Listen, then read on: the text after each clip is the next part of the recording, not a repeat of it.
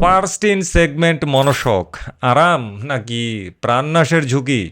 বাজাজ বুকটা ফুলিয়ে প্রচার করেছিল তৎকালীন সময়ে 125 সিসিতে প্রথম monoshock suspension discover 125 STতে।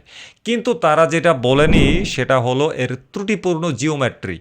মনোশকের mounting position আর সুইং আর্মের ব্যালেন্স এতটাই বাজে ছিল যে হাই স্পিডে বাইকটি ফিশ টেইলিং করতো, অর্থাৎ ডানে বাম এইভাবে মাসেল লেজের মতো দুলত।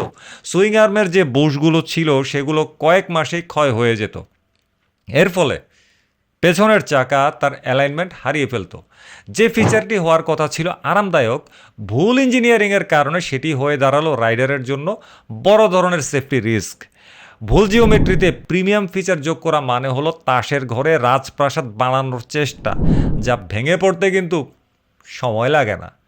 হ্যাঁ, ভাঙা পড়ছে। ডিসকভার ST 125 বিদায় নিয়ে নিছে, মার্কেটে দাঁড়াইতে পারে নাই। এই তো।